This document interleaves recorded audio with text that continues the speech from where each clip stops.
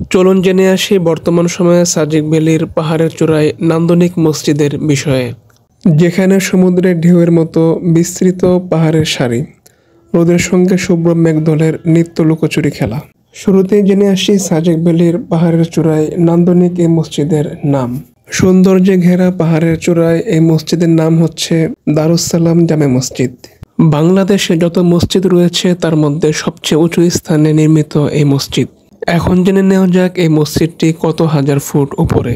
এই মসজিদ সমুদ্রপৃষ্ঠ থেকে 1700 ফুট উপরে, যার অবস্থান পার্বত্য চট্টগ্রামের রাঙ্গামাটির বাগাইছড়ি উপজেলার সাজেক ভ্যালির রুইলুইপাড়ায়। এই মসজিদ নির্মাণে 2020 সালে যৌথভাবে উদ্যোগ নেয় সেনাবাহিনী ও রাঙ্গামাটি পার্বত্য জেলা পরিষদ। মসজিদটির ভিত্তিপ্রস্তর স্থাপন করেন সেনাবাহিনীর 24 পদাতিক চট্টগ্রাম ডিভিশনের তৎকালীন GOC major general SM Matiur Rahman. এরপর এই মসজিদের নির্মাণ কাজ শেষ হতে প্রায় সময় লাগে ঠিক 2 বছর। সেনাবাহিনীর দান করা 1 একর ভূমির উপর নির্মিত এই মসজিদের নির্মাণে ব্যয় হয়েছে 3,85,65,788 টাকা। এতে যৌথভাবে অর্থায়ন করেছে বাংলাদেশ সেনাবাহিনী ও রাঙ্গামাটি পার্বত্য জেলা পরিষদ।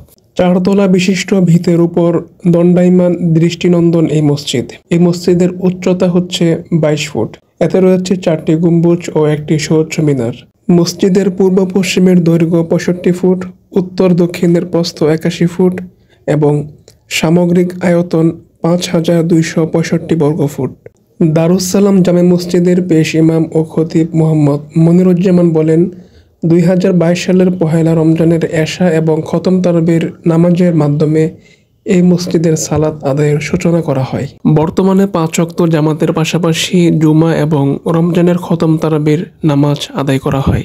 সাজেক ভ্যালির নান্দনিক এই মসজিদটি আপনাদের কেমন লেগেছে অবশ্যই জানাবেন। আর বর্তমান সময়ে মসজিদটি পরিচালিত হচ্ছে সেনাবাহিনীর বাগাইহার জোনের সার্বিক তত্ত্বাবধানে।